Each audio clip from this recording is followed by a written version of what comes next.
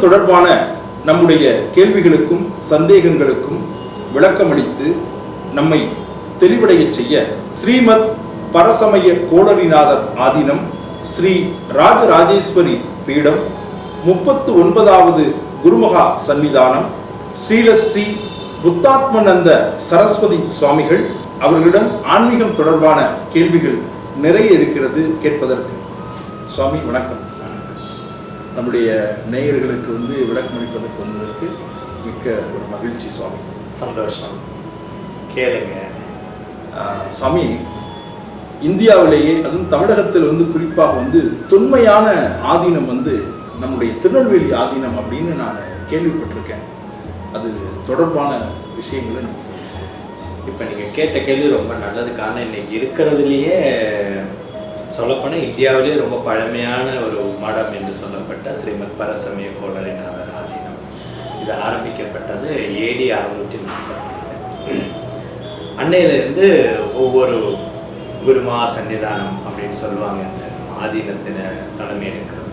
அப்படி இப்போ 38 குருமகா சன்னிதானம் ஆட்சி ஆண்டு அவங்க காலத்தை முடிச்சு இப்போ நாம் அந்த இடத்துல 39வது பட்டமாக இந்த ஆதீனத்தை பொறுப்பு எடுத்துருக்கோம்.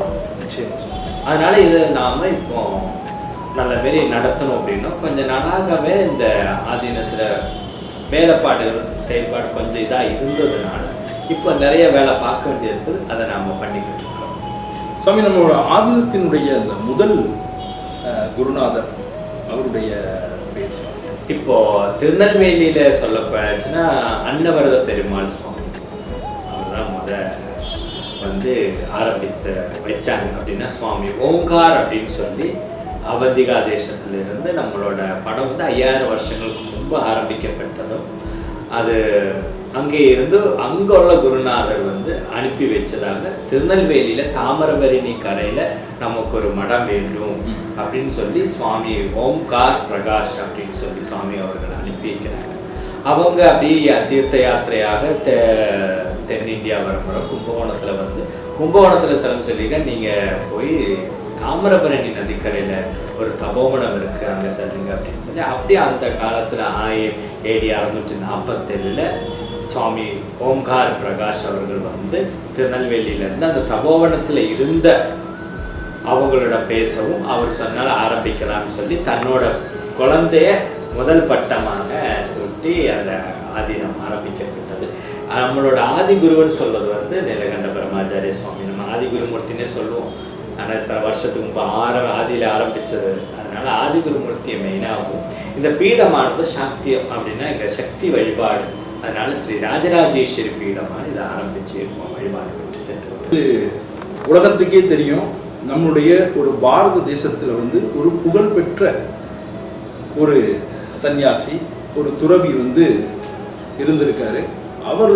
அவர்னால நம்ம பாரத தேசத்துக்கே பெருமை உலக இடத்துல. அவர் யாருன்னா பூஜ்ய ஸ்ரீ தயானந்த சரஸ்வதி சுவாமிகள். நீங்க அவருடைய நேரடி சீடர் அப்படின்றத நான் கேள்விப்பட்டேன்.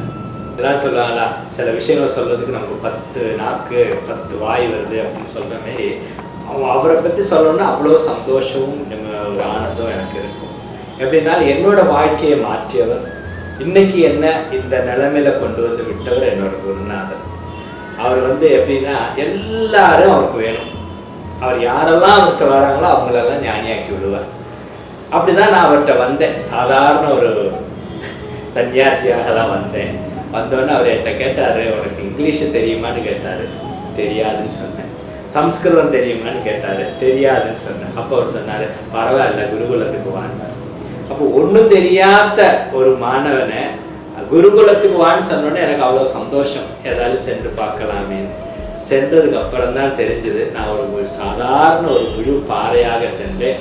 அவர் என்னை செதுக்கி சேகரானந்தாவில் இருந்து ஒரு புத்தாத்மானந்தாவாக ஆக்கிவிட்டார். அதனால என்றும் அவரை பற்றி பேசிக்கொண்டே இருக்கலாம். அவரை பற்றி பேசணும் என்றால் தினங்கள் ராத்திரிகள் நமக்கு வேணும். அவர் இந்த பூமிக்கு பாரத தேசத்துக்கு நிறைய பணிகளை அவர் செய்திருக்கிறாரு. இப்போ அந்த பணிகள் நடந்து கொண்டிருக்கு. நதி மூலம் ரிஷி மூலம் பார்க்கவே கூடாது அப்படின்னு ஒரு சொல்லாடல் தமிழகத்துல ரொம்ப வருஷமா சொல்லப்படுது. சுவாமி மன்னிக்கணும், இந்த கேள்வியை நான் கேட்கலாமா அப்படின்றது எனக்கு தெரியல. துறவிகள் சன்னியாசிகள் இவருடைய இந்த பூர்வாசிரமம் அவருடைய வந்து பழைய நிலை பற்றி வந்து கேட்கக்கூடாது, தெரிந்து கொள்ளக்கூடாது அப்படின்னு சொல்லுவாங்க. நான் கேட்கலாமா? கேளுங்க கேளுங்க கேளுங்க. காரணம் சில விஷயங்கள் வந்து நீங்கள் கேட்கணும், அதில் எங்களால் எதை சொல்ல முடியுமோ அதை நாங்கள் சொல்லுவோம். சொல்லுங்கள். உங்களுடைய தாய் தந்தையர் பற்றி வந்து என்னோட தாய் தந்தையை பற்றி சொல்லணும்னா அவங்கெல்லாம் தமிழகத்தில் தான் பிறந்து வளர்ந்தாங்க. அப்படி இருக்க காலத்தில் எங்கள் அப்பா வந்து, அப்பாவோட பேர் வந்து சக்திவேல் ஆச்சாரி, அம்மா வந்து ஆறுமுகம் அம்மா, ஒரு முருக பக்த குடும்பம். அப்படி இருக்க எங்கள் அப்பா வந்து குழந்தைகளுக்கெல்லாம் அந்த பேர் தான் வச்சார். எங்கள் அண்ணாவுக்கு வந்து முருகன் வச்சார், எனக்கு கந்தசுவாமின்னு வச்சார். வச்சு சிறு வருடங்களிலே நாங்கள் கேரளாவுக்கு மாற்றப்பட்டோம். பூர்வாசிரமத்தை பற்றி நிறைய சொல்லாமல் மினிமமாக சொல்லிக்கிறேன். எங்கள் அப்பா வந்து மிக பக்தனாகவும் இருந்தார், தன் குழந்தைகளும் நல்லா வளரணும்னு ஆசைப்பட்டார். அம்மாவும் அதேமாரி ரொம்ப சாத்தியமானது, யார் வந்தாலும் அன்னம் கொடுக்கணும், சாப்பாடு கொடுக்கணும்னு ரொம்ப அன்னபூர்ணின்னே சொல்லலாம். அவங்களோட மனசு அப்படி. அவங்க என்னை அப்படி வளர்த்தனதுனால எனக்கு சிறு வயதில் இருந்து இந்த ஆன்மீக பாதையில் செல்ல வேண்டும், இதை நன்றாக தெரிய வேண்டும் ஒரு ரொம்ப ஆர்வம் இருந்ததுனால சிறு வயசில் அவங்க எதிர்த்தாலும் எனக்கு அவங்களோட அந்த என்ன சொல்லுவார், ஒரு ஒப்புதல், இப்போ சென்று வா அப்படின்னு ஒரு ஒப்புதல் கொடுத்ததுக்கு அப்புறம் தான் நான் வீட்டை விட்டு வெளியில் இறங்கணும். அது வேற காத்து கொண்டு இருக்கேன். அதனால என்னோட பெற்றோர்களை பற்றி சொல்வது நமக்கு மிக சந்தோஷம் தான். அவங்களோட ஆசீர்வாதத்தில் தான் இந்த வாழ்க்கைக்கு மாதா பிதா குரு தெய்வம், தாய் தந்தைக்கு அப்புறம் கடவுளுக்கு முன்னாடி இந்த குருவை வந்து வச்சிருக்காங்க 3வது இடத்துல. யார் சாமி குருவினுடைய கடமை என்ன? குருவை நம்ம எப்படி அடையாளம் காணும்? நல்ல ஒரு கேள்வி. காரணம் இன்னைக்கு எல்லாரும் குரு குருன்னு சொல்லிக்கிட்டு நம்ம ஓடிக்கிட்டு எல்லாம் இருக்கிறோம். அதனால வேலைக்கிழமை ஆயிட்டுன்னா இன்னைக்கு குருவானுகிரகம் குருதேசின்னு சொல்லி தட்சிணாமூர்த்தியை வழிபாடு பண்ணுறோம். இது இந்த நேரத்தில் இந்த கேள்வி கேட்டது வந்து இது எல்லாரும் தெரிஞ்சுக்கொள்ள வேண்டிய ஒரு விஷயம். குரு என்றால் நமக்கு வழிகாட்டுவோம். நமக்கு வழிகாட்டுவோர் அப்படின்னா அம்மா அப்பா நமக்கு ஒரு வழிகாட்டி நம்மளை ஸ்கூலுக்கெல்லாம் அனுப்பி வச்சாங்க, படிக்க வச்சாங்க. அவங்க ஒரு லெவலுக்கு சொல்லுவோம், அது நம்ம கேட்ப எடுப்போம். ஆனால் ஒரு மனித வாழ்க்கையில் யாராவது தனக்கு ஒரு குருவை ஏற்றுக்கொண்டால் அந்த குரு என்ன பண்ணுவார் அப்படின்னா அந்த ஏற்றுக்கொள்ளப்பட்ட அந்த சிஷ்யனோட முழு உத்தரவாதத்தை எடுக்கிறவர் தான் குரு. அவனோட பாரத்தையும் எடுப்பார், அவனோட நல்லதையும் எடுப்பார், அவனோட கெட்டதையும் எடுத்து அவனுக்கு ஒரு வழியை காட்டி கொடுக்கிறவர் தான். அதனாலதான் குருவை வந்து அந்த எல்லாரோட ஒரு 3வது இடத்துல வைத்தாலும் அது 1வது ஸ்தானம் மாதிரி. அதனாலதான் குருவை வந்து வணங்கினதுக்கு அப்புறம் தான் குருவோட சிந்தனையில் வரணும், குரு சிந்தனை வேணும், குரு சொல்வதை கேட்கணும் அப்படின்னு சொல்லி நம்ம குருவுக்கு எல்லா இடத்துலையுமே இப்போ தேவர்கள்ல நின்று காடுங்க பிரகஸ்பதி வந்து அவரை வந்து முதல் இடத்துல வச்சுட்டு தான் பாக்கியுள்ள காரியங்கள் எல்லாமே இங்கே நடக்கும். அதே மாதிரி தான் நம்மளோட வாழ்க்கையில எல்லாருக்கும் ஒரு குரு தேவை, குருவோட அனுகிரகம் தேவை, குரு உபதேசம் தேவை. எல்லாரும் சொல்லுவாங்க நான் தீட்சை வாங்கியிருக்கேன், குருகிட்ட தீட்சை வாங்கியிருக்கேன், ஜெபம் பண்ணுறேன். அந்த தீட்சை வாங்கினா மட்டும் வராது, தன் குரு நமக்கு என்ன போதித்தாரோ அதை தன் வாழ்க்கையில வந்து அதை செயல்பாடில் கொண்டு வந்துட்டா அவருக்கு கிடைக்கிற மாற்றம் கூட வேற யாருக்குமே கிடைக்காது. அதுதான் குருவோட அவசியம் நமக்கு தேவை. நல்ல ஒரு விளக்கம். இப்போ எல்லாருக்குமே வந்து ஒரு வேலைன்னு இருக்கு. நான் என்னுடைய வேலை இப்போ ஒரு நிகழ்ச்சி வந்து நெறியாளுகை செஞ்சுட்டு இருக்கேன்.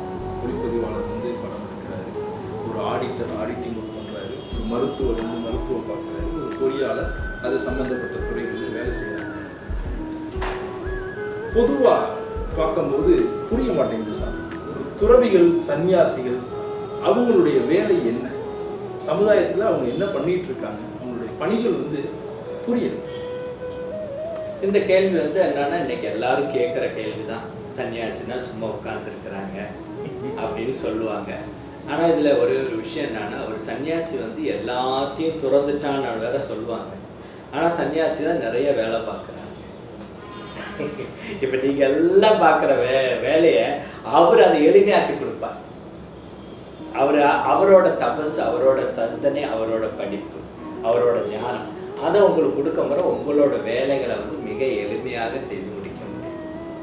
இப்போ பாருங்க, இன்னைக்கு எல்லாரும் சொல்லுவாங்க இப்போ வர கும்பமேளா வரப்போகுது, இந்தியாவில் பாரத தேசத்தில் இந்தியாவில் இருக்க எல்லா சன்னியாசிகளும் அங்கே வருவாங்க.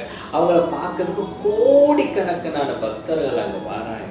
இன்னொரு இது அப்படின்னா, இப்போ சன்னியாசி இல்லை ஒரு சாது இல்லை ஒரு மதாதிபதி அப்படின்னு ஒரு பொசிஷனுக்கு வர எல்லாரும் இப்படி இருப்பாங்கன்னு நான் சொல்லலை. என்னோட தனிப்பட்ட கருத்து என்னவென்றால், அவங்களோட சிந்தனை வந்து உலக நன்மைக்கும் அவங்கள சார்ந்து இருக்கிறவங்க வாழ்க்கையில் ஒரு நல்ல ஒரு மாற்றம் வரணும் அப்படின்னு தான் அவங்க நினைப்பாங்க. இப்போ சாதாரண உள்ளவங்க வந்து அவங்க குடும்பத்தை நினைப்பாங்க, இவங்க அவங்கள சுற்றி இருக்கிறவங்கள நினைப்பாங்க. அதுதான் பொதுவாக சன்னியாசி அப்படிங்கிற வரமுறை. அவங்க வந்து அனைவரும் நன்றாக இருக்க வேண்டும், அவர்கிட்ட வர்றவங்களும் அவங்க கிட்ட வராதவங்க நல்லா இருக்கணும்னு சொல்லிட்டு அவங்க தன்னோட வாழ்க்கையை வந்து லோகா சமஸ்தா சுகினோ பவந்தோன்னு சொன்ன மாதிரி இந்த லோகத்துக்கு வேண்டி, இந்த ஜகத்துக்கு வேண்டி அர்ப்பணம் பண்ணுறாங்க. அதுதான் இன்னைக்கு. அதை பற்றி நிறைய சொல்லலாம், நம்ம அது வருங்காலத்தில் பேசுவோம். இப்போ இது நீங்கள் கேட்டதுக்கு சுருக்கமான ஒரு விளக்கம் இதுதான். ஸோ இப்போ நாங்கள் வந்து குடும்ப வாழ்க்கையில் இருக்கோம். துறவிகள் அவங்க வந்து ஒரு சன்னியாச வாழ்க்கையில் இருக்காங்க. இது லௌகீக வாழ்க்கைன்றாங்க, அது வந்து ஒரு சன்னியாச வாழ்க்கை அப்படின்னு வந்து ஆன்மீக பெரியவர்கள் வந்து சொல்கிறாங்க. ஆனால் இந்த கிரகஸ்தர்களும் வந்து ஆன்மீகத்தில் வந்து ஈடுபடுறாங்க, கோயிலுக்கு போடுறாங்க, பூஜைகள் பண்ணுறாங்க, வேள்விகள் பண்ணுறாங்க. துறவிகளும் வந்து அவங்களுடைய முழு நேரமாக வந்து ஆன்மீக பணியில் தான் இருக்காங்க. இது ரெண்டுக்கும் இருக்கக்கூடிய தொடர்பு என்ன, வித்தியாசம் புரியுது? இப்போ என்ன அப்படின்னா, பொதுவாக எல்லாரும் அப்படிதான் அப்படின்னு நம்ம சொல்ல முடியாது. இப்போ இல்லறத்தில் இருக்கிறவங்க வந்து நிறையா பக்தி பண்ணுறவங்க, சாதனை பண்ணுறவங்க இருக்காங்க, நிறைய இருக்காங்க. சன்னியாசிகள் வந்து அவங்க வந்து நித்தியமும் அவங்களோட நித்திய பாராயணம், நித்திய படிப்பு அதுவும் இருக்கும். சிலவங்க வந்து ஒன்றும் செய்ய மாட்டாங்க, ஞானத்தை மட்டும் எடுத்துக்கிடுவாங்க. அவங்க எதுவும் பண்ணுற மாதிரி நமக்கு தெரியாது, ஆனால் மனசுக்குள்ள ஒவ்வொரு நிமிஷம் அதான் பண்ணிட்டு இருப்பாங்க. இப்போ அவங்கள்ட்ட பேசிகிட்டு இருக்க மரவை அவங்களோட அந்த வேலை தான் அவங்க பண்ணிகிட்டு இருக்கிறோம், நான் இதை பேசிகிட்டு இருக்கிறேன்னா அந்த மனசுலேயே நிற்பாங்க. ஆனால் இல்லற வாழ்க்கையில் இருக்கிறவங்களும் குடும்ப வாழ்க்கையில் இருக்கிறவங்க மனசு வந்து அலைபாய்ந்து கொண்டு, அந்த ரெண்டு தான் வித்தியாசம். நீங்கள் வந்து ஓடிக்கொண்டே இருக்கிறீங்க, தயங்கி கொண்டே இருக்கிறீங்க, பிரச்சனைகளை பட்ட உடனே சோர்ந்து போயிடுறீங்க. ஆனால் எங்களை சம்பளத்தை அது வரக்கூடாதுன்னு நாங்கள் நினைப்போம்.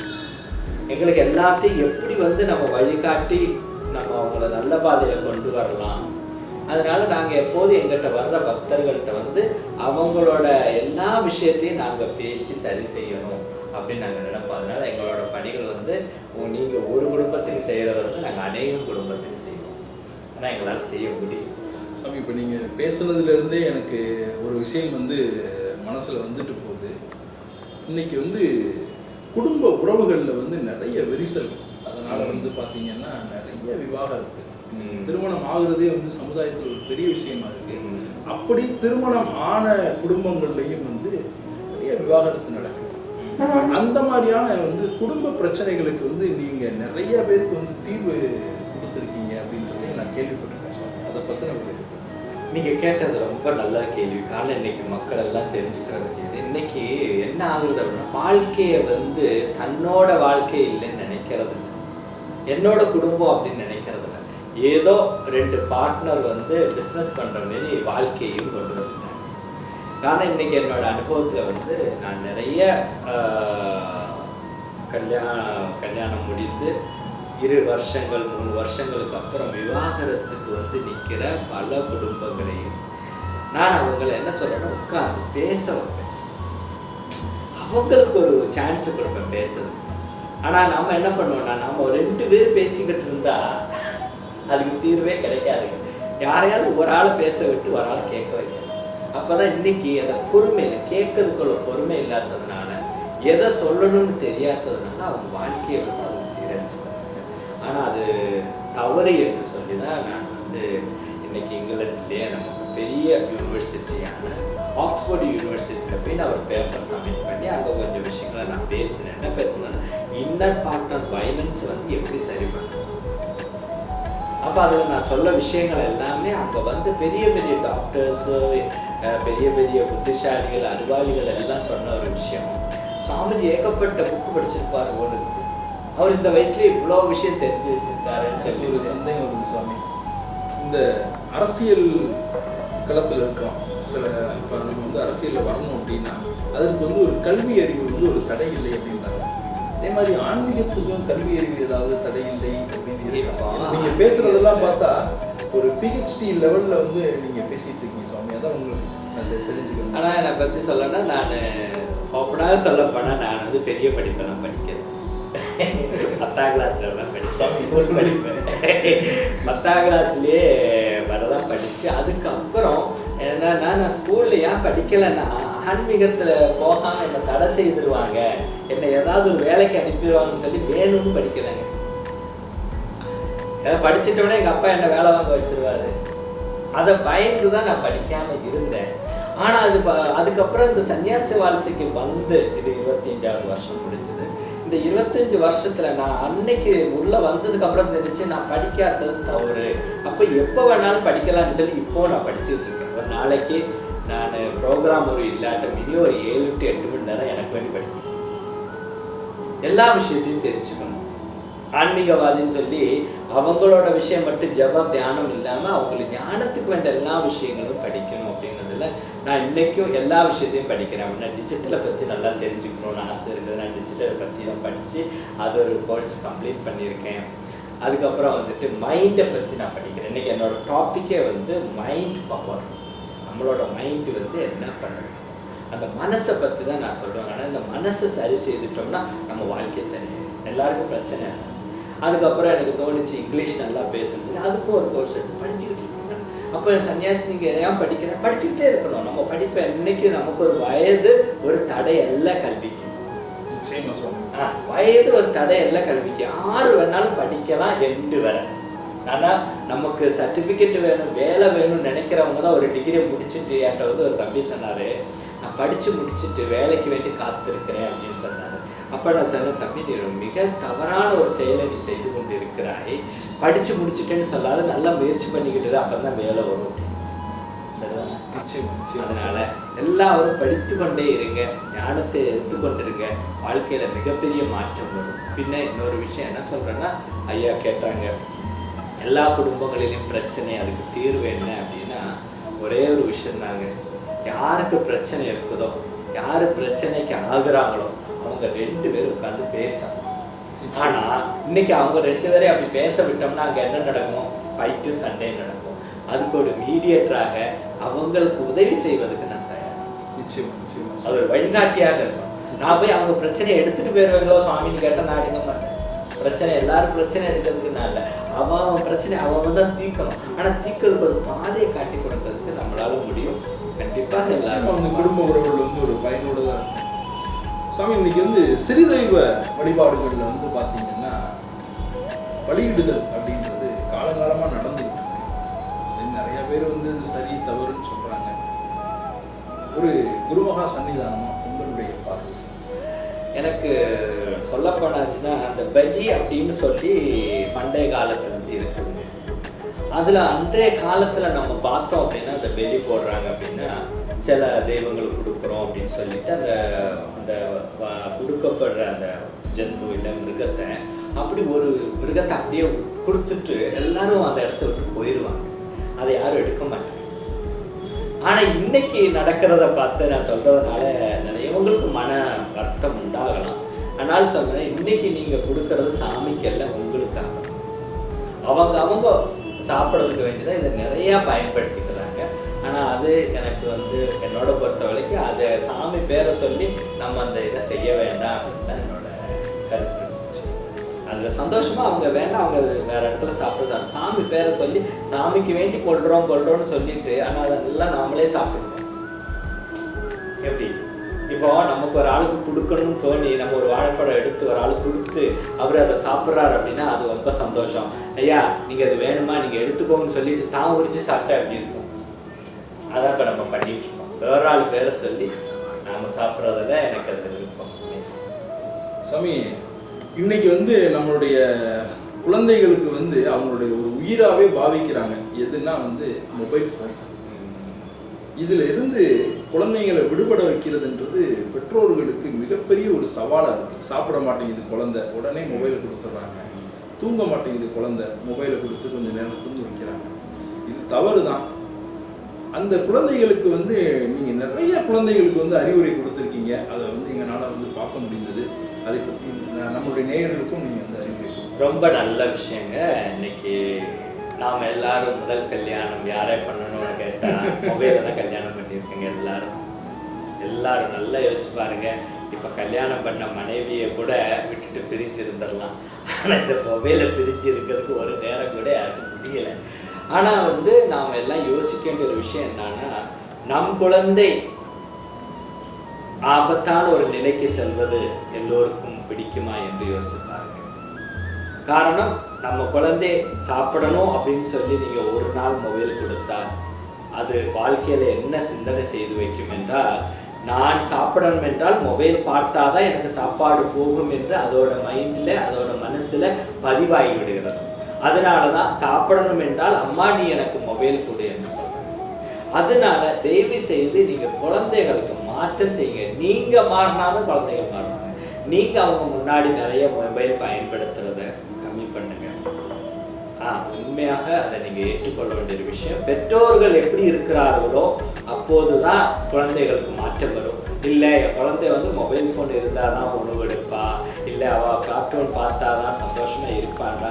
இன்று கார்ட்டூன், நாளைக்கு அது வீடியோ, அதுக்கப்புறம் அது நாவல், அதுக்கப்புறம் சீரியல், அதுக்கப்புறம் அது எங்கேயோ போயிடும். அப்புறம் போயிட்டு என் பிள்ளை இப்படி வந்துருச்சு அப்படின்னு நீங்கள் வருத்தப்படுறதுனால எந்த பிரயோஜனமும் கிடையாது. அதனால் ஆரம்பத்தில் நாம் எதை சரியான முறையில் வழிகாட்டுறோமோ அது வந்து தான் நம்ம நாளை நம் தலைமுறை நல்லா இருக்கிறதுக்கு ஒரு வாய்ப்பு. எனக்கு ஒரு உதாரணம் சொல்லணும் என்றால், சிறு வயதிலே டிவி பார்ப்போம். சிறு வயதில் நாங்கள் டிவி பார்க்குற காலத்தில் இன்னுமே கிளியர் டிவியெல்லாம் கிடையாது. அப்படியே இந்த புள்ளி அடிச்சுக்கிட்டு இருப்பாங்க. அது ஆண்டனா வச்ச காலத்தில். அப்போ ஒரு நாள் கொஞ்சம் நேரம் ஜாஸ்தியாக டிவி பார்த்ததுக்கு எங்கள் அப்பா நல்ல ஒரு அடி கொடுத்தார், அம்மா நல்ல ஒரு அடி கொடுத்தார். அந்த அடி வந்து டிவி நிறைய நேரம் பார்த்ததில்ல, நீ இவ்வளோ நேரம் தான் பார்க்கணும், அதுக்கு மேலே நீ அந்த வீட்டுக்காரங்களை டிஸ்டர்ப் பண்ணக்கூடாதுன்னு சொல்லி தான் அடித்தாங்க. நம்ம வீட்டில் டிவி கிடையாது. எங்கள் கிராமத்திலே போனால் ஒரு வீட்டில் தான் டிவி. அது வாரத்தில் ஒரு நாள் தான் பார்க்கணும். அது வெளியில் எடுத்து வைப்போம். நாங்கள்லாம் பார்த்து கொஞ்சம் ஜாஸ்தியாக பார்த்து விட்டது கண்டிச்சு அன்னையிலேருந்து அந்த 1 மணி நேரம் ஆகும் முறவே மனசில் தோணிடும் வீட்டுக்கு போகாட்ட அடி கிடைக்கும் அப்படின்னு. அந்த ஒரு சிந்தனை, ஒரு பயம் இருந்தது. அதனால பெற்றோர்களை நாங்கள் வந்து பயந்து தான் வாழ்ந்தோம். அந்த பயம் வந்து இன்னைக்கு நல்லது தான் கொடுத்துருக்கு. இன்னைக்கு குழந்தைகளவும் பெற்றவங்களுடைய ஒரு விழி சொல்றது, இதெல்லாம் தவறாக எடுத்துக்கொள்ளக்கூடாது. நம் குழந்தைகளுக்கு எதை சொல்லிக் கொடுக்குறோமோ அதுதான் நமக்கு திருப்பி கிடைக்கிறது. ஆனால் இன்னைக்கு நிறையவும் சொல்ல, அப்பாவை டான்னு கூப்பிடு, அம்மாவை போடின்னு சொல்லிட்டு குழந்தைகள் அந்த அவங்களோட வார்த்தையை கேட்டு மகிழறதுக்கு வேண்டி இந்த மாரி வார்த்தைகளை சொல்லிக் கொடுக்கும். அதுபோல் நான் மொபைல் ஃபோனை காதில் வச்சு பேசி இப்படி நம்ம ஒரு காதில் நடக்கிறோம். குழந்தை அதை பார்த்துட்டு அது ஏதாவது காதில் வச்சுட்டு நடக்கிறது. அதில் நான் ஒரு கதை சொல்கிறேன். ஒரு சிறு குழந்தை அப்படி தான் தேய்ப்பட்டி அயன் பாக்ஸ் வந்து ஹீட்டான அயன் பாக்ஸை எடுத்து அம்மா ஃபோன் வச்சுருக்கான்னு சொல்லி கண்ணத்தில் வச்ச கதைகள். அதெல்லாம் எனக்கு அது நடந்தது என்னோட ஒரு டிவோட்டி வீட்டில் நடந்தது. பரவாயில்ல, அந்த அதை எடுத்து வச்சு கொஞ்ச நேரம் ஆடணுனால அந்த பண்ணை வந்து தப்பிச்சது. லைட்டு சூடோட தொடியோட போயிடுச்சு. அதனால குழந்தைகளுக்கு முன்னாடி நாம் எதை காட்டுறோமோ அதுதான் அவங்களுக்கு முதல் பாடமாக இருக்கிறதுனால மொபைலை பற்றி ஐயா கேள்வி கேட்டதில் எனக்கு பெற்றவர்களோடும் பெரியவங்களோடும் சொல்ல வேண்டியது. அதுபோல் குழந்தையோட அக்கா, தம்பி, அண்ணன் அவங்களும் தெரிஞ்சுக்கிற வேண்டிய ஒரு விஷயம். நீங்கள் எதை செய்கிறீங்களோ அதுதான் குழந்தைகள் பின்பற்றுறது. அதனால அவங்க முன்னாடி உங்களுக்கு கஷ்டமாக இருந்தாலும் கூட உங்கள் முதல் மனைவியாக கருதி இருக்கும் அந்த ஃபோனை கொஞ்ச நாளைக்கு ஒதுக்கி வைத்து தேவையான அளவில் பயன்படுத்த வேண்டும். குழந்தைகளிடம் புக்கை கொடுங்க, ஸ்லேட்டை கொடுங்க. பழைய நம்மளோட பாட்டங்காலத்துலேருந்து நம்ம படித்தது தான். நாங்கள்லாம் சின்ன பிள்ளையில படிக்கலைன்னா உடஞ்ச ஸ்லேட்டில் வந்து சும்மா குத்தி எழுத தான் சொல்லுவாங்க, இல்லாட்ட தரையில் எழுத சொல்லுவாங்க. இதுதான் பண்ணிக்கிட்டு இருந்தோம். அதனால் அந்த இதுக்கு நம்ம வந்தால் மாற்றம் வரும், வந்தே தீரணும். நிச்சயமா சாமி, உங்களுடைய வந்து ஒரு பொன்னான நேரத்தில் நம்முடைய நேயர்களுக்காக ஆன்மீகம் தொடர்புடைய பல கேள்விகளுக்கு நீங்கள் வந்து ஒரு இன்முகத்தோடையும் முகமலர்ச்சியோடையும் நமக்கு வந்து விளக்கம் கொடுத்தீங்க. அது வந்து மிகுந்த ஒரு சந்தோஷம்.